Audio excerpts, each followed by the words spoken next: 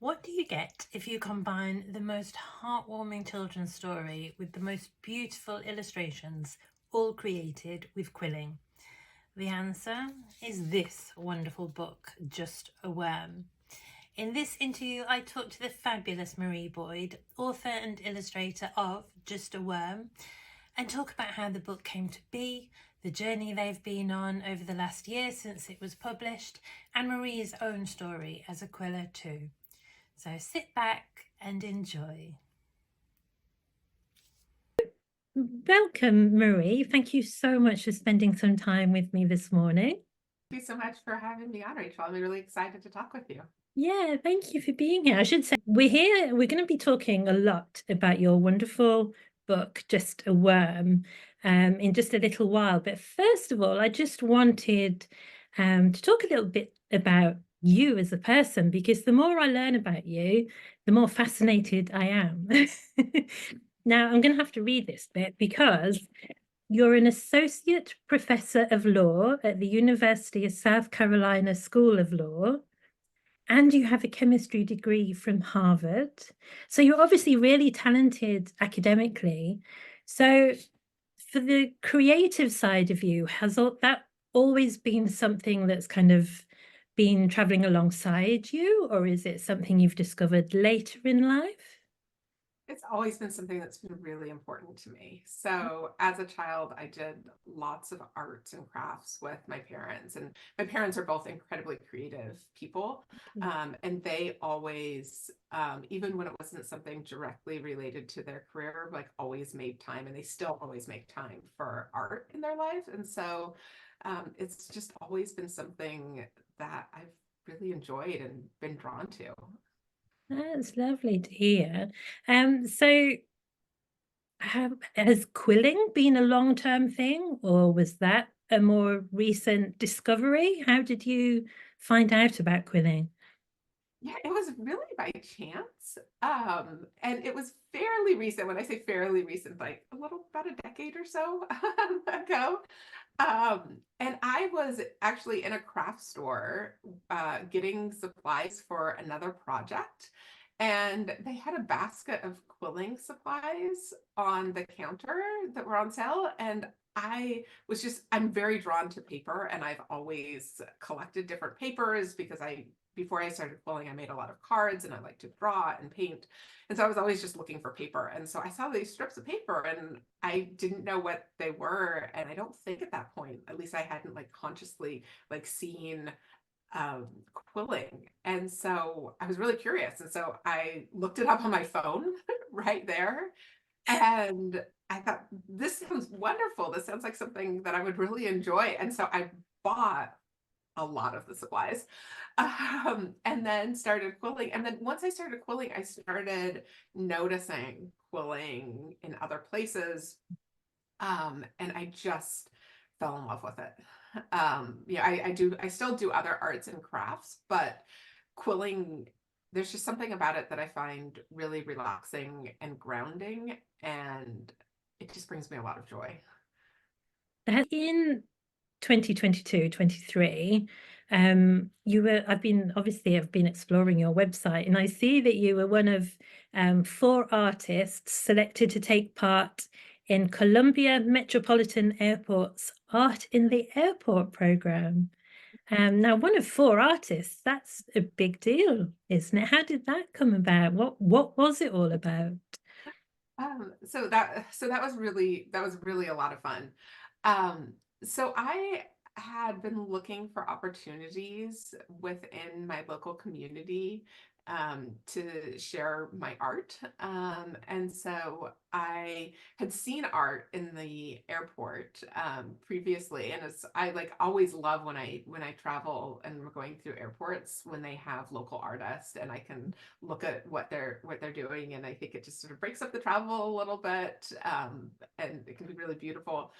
And so I was looking around for opportunities that were close to me, and they had a call for applications, and so I submitted some examples of my work, and I was just really thrilled and thankful when they selected my art, and so I got to exhibit some pieces. A lot of them were flower pieces that I had done in the airport. And it was also nice because I hadn't, as an adult, shown art. And so it was very much a learning opportunity for me as well.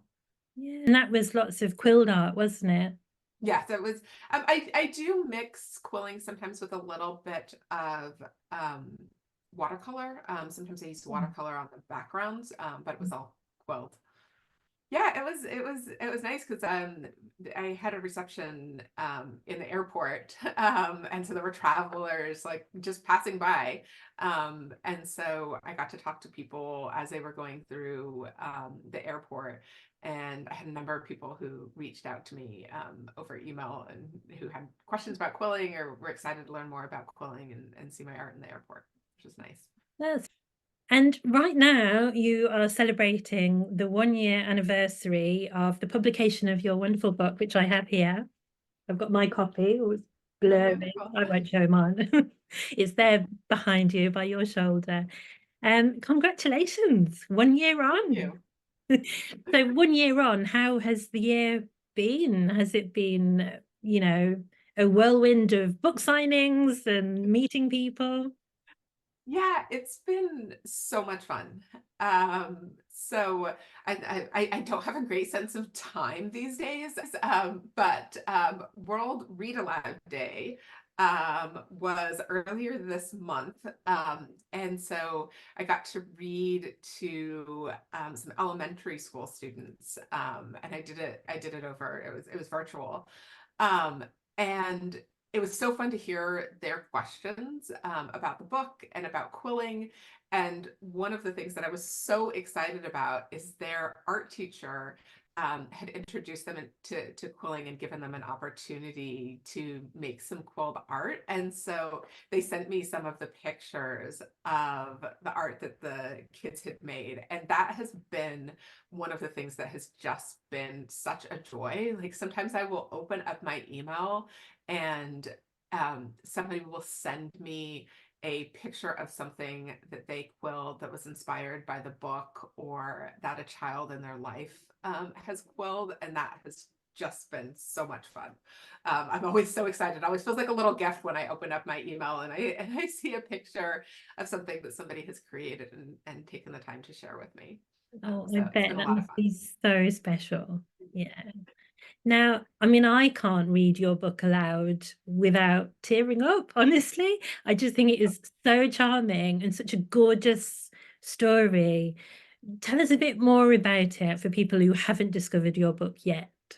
Okay, yeah, so it's about a worm that is traveling through a garden, and the worm overhears two kids say that, it's just a worm, and then sets out through the garden to prove them wrong. And I illustrated it with quilling, and it was really inspired by going on walks with my oldest son when he was little. And we would see worms on the sidewalk after it had been raining. And he never really wanted to walk around with them. And I spent a lot of time moving worms um, for him. And I started thinking about, like, I would say, like, oh, it's just a worm. And I started thinking about, like, well, what would a worm feel if it could hear me and understand my words? And so sort of I started exploring that question. And the story started out as I would tell my son, and then I had a second child. And so I would tell both of them the story as a bedtime story. And I would vary the different creatures that the worm encountered and try to make them laugh. And then eventually I wrote it down, and I hadn't thought about illustrating it. So I really like doing art. But one of the pieces of advice I got really early on when I was thinking about potentially wanting to publish a book was like, you shouldn't try to illustrate a book if you're not a professional illustrator. And I was like, well, I'm not a professional illustrator. So, I'll pitch the manuscript. And I kept thinking about the garden, and I love quilling flowers. That's one of my favorite things, and one of the things that I started when I first started quilling with. And so when I thought about the garden for worm, I thought about it as being quilled. And so eventually I said, well, you know what, I'm gonna just, make a couple of spreads to see, what they would look like. And so I did, and I was really excited when I had the opportunity to quill all of the illustrations. That's wonderful. And I saw, I was looking on your blog, and there is a photo of some of the illustrations, the originals, I imagine, on display at a library somewhere. And they're actually quite large scale, aren't they? Yes, they are fairly large. As you can see, they're pretty large. Wow. That's an example. So yeah, so it was really fun to get to show some of them at the library. And it was fun to talk to kids about the book. And I came up with a little sort of find and seek activity for them to find different things within the illustrations, and to talk about quilling. And I had the library was really great, and set up a case. This Richmond Public Library is really great. They set up a case, and I was able to have a little like quick tutorial with quilling where I showed some strips and like glue and some quilling tools. Yeah, that's fabulous. And we should mention at the back of your book as well, there's a little tutorial that people can do with their children, isn't it? Which is just a wonderful idea. Oh, thank you. Yeah, it's one of the things that I really want to share. Like, I'm so excited about quilling, and it's brought me so much joy, and so I hope that it will do the same for other people. Yeah, it's fantastic. And also for anyone interested, on your blog as well, you show people how you did the ferns, which was part of your illustration as well. So I will put all the details to all your links and everything in the show notes as well, so people can check you out. Right. So it must have, being on quite a large scale, and some of the illustrations are just so detailed and so beautiful. How long? I know this is a question that everyone asks, and I can't always answer how long anything takes me, but how long were you working on the book? So I did not keep track. That is a common question that I get, and I did not keep track because I often like making all of the different petals and leaves and components of the illustration. I often will quill when I'm doing other things.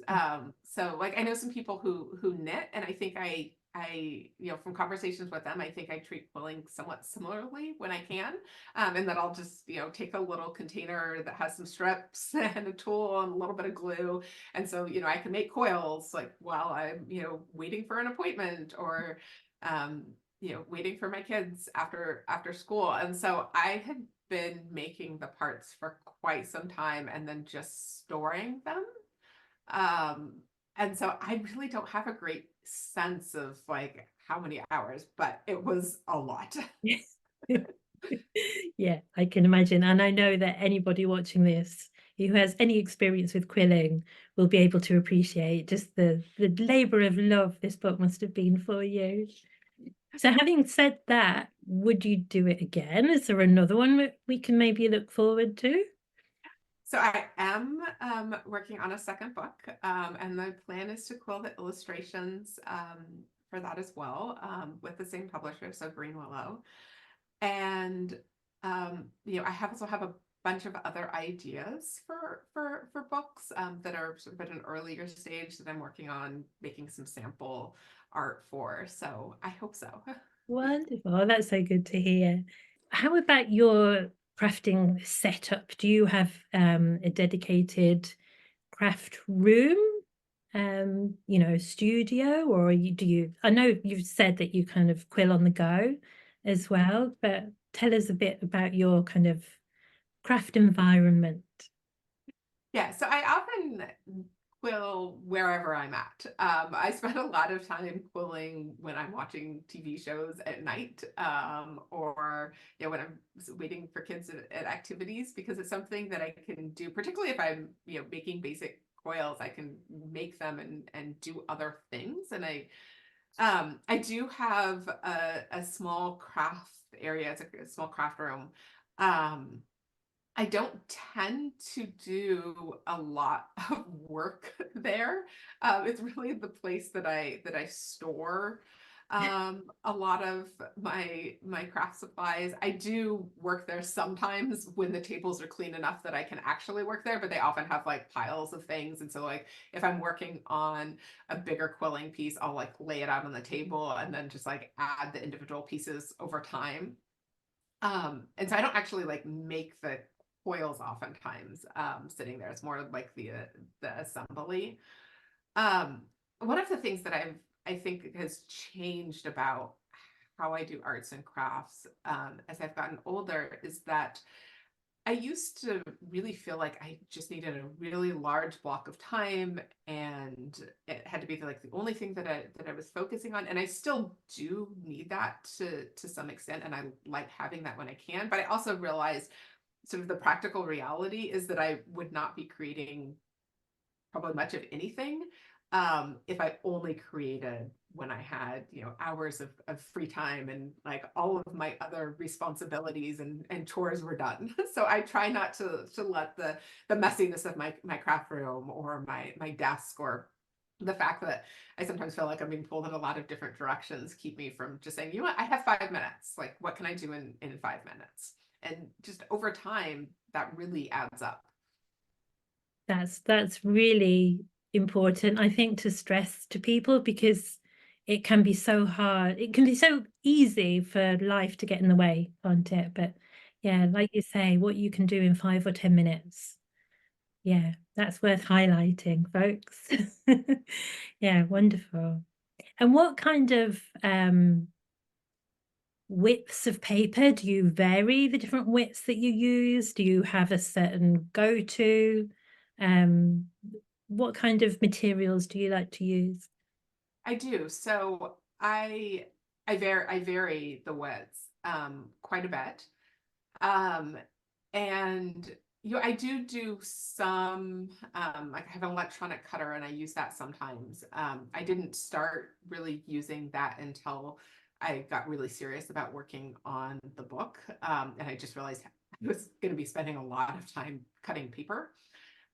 Previously I was cutting paper on um, just a sort of a rotary blade paper cutter, and then the public library here has like one of the big old paper cutters, Yeah. and so I would sometimes take paper there, but I vary the widths quite a bit. I use like usually like a 65 pound scrapbook paper that is a solid core.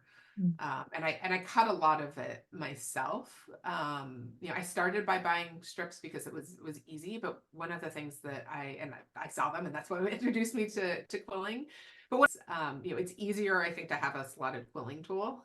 And when I started, I used the slotted quilling tool a lot. I use a needle tool a lot now. And I like that because I like that you can get the smaller hole in the middle. Mm. Um, but I've used like all sorts of things. Like, so I'm just looking at what I have at my desk now. Like, this is a cake pop or a lollipop stick. And so, you know, I will use that sometimes. And when you were learning, when you saw these things in the store, was it books, YouTube? Was it just learning techniques and then you were off experimenting on your own? What was your kind of learning process? Yeah, so I I went to the public library here and checked out all the books that I could find on quilling. And a few of them had like sort of a glossary of basic quilling techniques. And so that's really how I started like learning the basic coils and the basic shapes. And then I think early on, I did one project that was from one of the books that I had checked out. And I glued it onto a box and gave it to my mom as a jewelry box. And then after that, I just started really playing with paper. I had made not quilled flowers, but I had made like tissue paper flowers and paper flowers as a child with my mom. And I really like spending time outside. I'm not a very good gardener, but I like always get really excited in the spring and like aspire to have a very nice garden. I like looking at seed catalogs and bulb catalogs and like wandering through nurseries. Um, and so one of the things that I will often do is I will go and I will pick flowers or leaves and then take them apart and think about like how can I recreate those with quilling. So when your kind of inspiration is that getting outside and in the garden, because obviously your garden is the theme for Just a Worm. Is that a major inspiration for you? It is. I like spending time outside. I like spending time outside walking. I like spending outside just being outside. And I sort of dabble a little bit in the gardening. My parents, like as a kid, I spent a lot of time out in my parents' yard. And so some of the plants and flowers that are in the book are drawn from plants and flowers that either have in my yard now or that my parents had in their yard when I was a kid. So, for example, there's a page with strawberry plants um, here.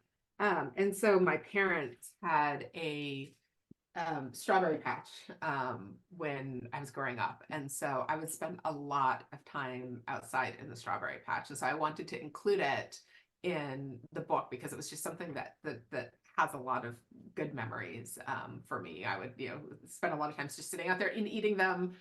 Sometimes I would pick them and they would actually make it into the house to make things with my mom. We'd make desserts or make jam. And so, yeah, the being outside and the being in a garden has been a huge inspiration for me. Yes.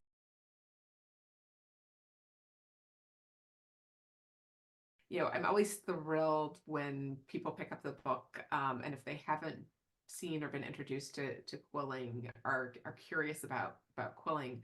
But the other thing that I really hope that readers will take from the book is that throughout the book the worm is comparing themselves to other creatures in the garden.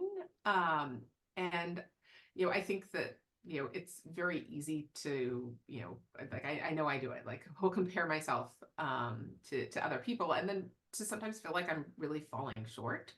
And I'm very much hoping that one of the messages that readers take from the book is that we all have something to contribute. Um, and I hope that kids will think about the ways that they contribute to their families and their schools and their communities. Thank you so much for watching, and huge thanks to Marie for taking the time to talk to me. I hope it's inspired you and whetted your appetite to get your own copy of Just a Worm. I will put all the links below to find Marie's website and social media, to connect with her, and places to purchase Just a Worm. And please do subscribe to our channel. There are so many plans for the Quirky Quillers Collective coming up, and I would love you to be a part of it. See you soon.